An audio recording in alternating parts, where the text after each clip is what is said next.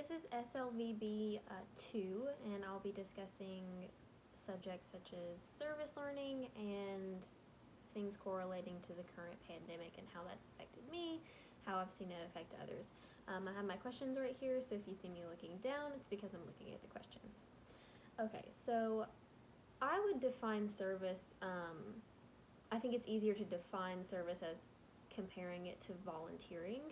Volunteering is more sporadic and it's more need-based, where I feel like service learning is where you're placed for one certain thing for an extended period of time so that you can grow in your education of that specific service, and so that you can also help. So while it's like volunteering, it's different because you're giving your all for an extended period of time, kind of like our practicum in this program. We have 135 hours at one certain place where we have the opportunity to help and grow ourselves and learn in a specific thing. So I think the biggest thing that I have seen affect my community in terms of the current pandemic have been the lack of education.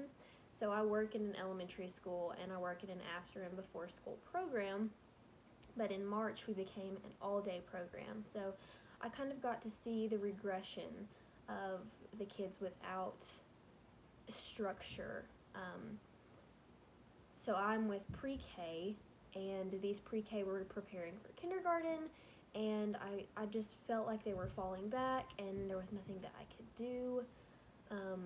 And then another thing that I noticed is just the lack of jobs that became available during that time, and people lost their jobs, and that obviously had a huge effect on our community as well as the community's mental health because gyms shut down, people were trapped inside, trailheads shut down, churches closed, we weren't allowed to go to church, and that affects mental health, and that's a big thing. Yes, individuals are without jobs. I was very grateful to be considered an essential employee, as well as my mom and my dad.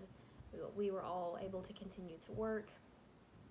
My partner, however, was in the food industry, and he did lose his job, and we're still picking up the pieces from that. So yes, schools are both open and closed.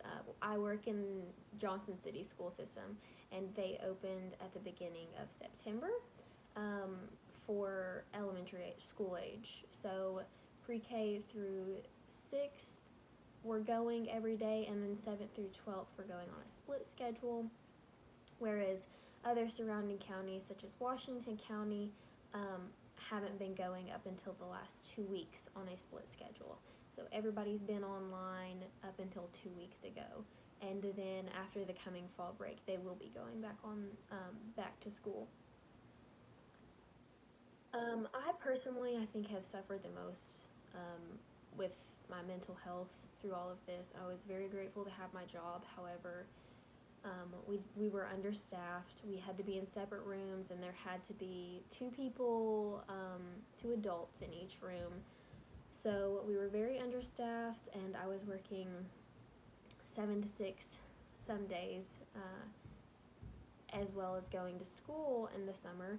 And so I really struggled with that. I didn't have time to get out and move my body or walk around the neighborhood, which really helps me relieve a lot of stress. My gym closed. I used to do hot yoga closed, and so I just felt like I didn't have any outlet, and I think that that's what's affected me the most. I was also supposed to study abroad this summer, and I was super excited about it. I've never been out of the country, and I was actually going to do my service learning hours for this class abroad, and unfortunately that didn't happen, but of course other opportunities arose, and I did take classes through a different university this summer. So all in all, everything happens for a reason, but I think that my mental health took the biggest hit through everything. Of course, I've been watching how kids and parents have struggled to take care of their children, take care of their families through all of this. Everybody was going through a giant change, and we were actually only open to parents who were considered essential, who weren't allowed to take any other kids just due to the numbers that we had to stay to. And so I know that was really difficult for some parents who don't have any other form of childcare, but were still working in places that were considered non-essential because they were working at home.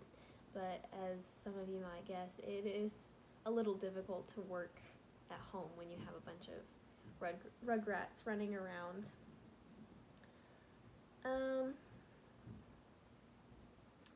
I think that my definition of service really lines up with my idea of how to provide service, in the sense that, like, I think that you should be placed somewhere where you think that you can do good, but where that place can also give to you. Where volunteering, I feel like people volunteer to feel good, but they're not necessarily learning something for the future. If you're in a very secure place like I am, like my service learning in practicum is really being done as a shadowing. So where I can do little errands, I'm helping, but I'm also gaining a lot of knowledge in my future profession. And I think that's the biggest difference between service and volunteering, is that it's kind of a very equal relationship. You're giving, but you're also receiving the education that you need, and you're putting in what they need also.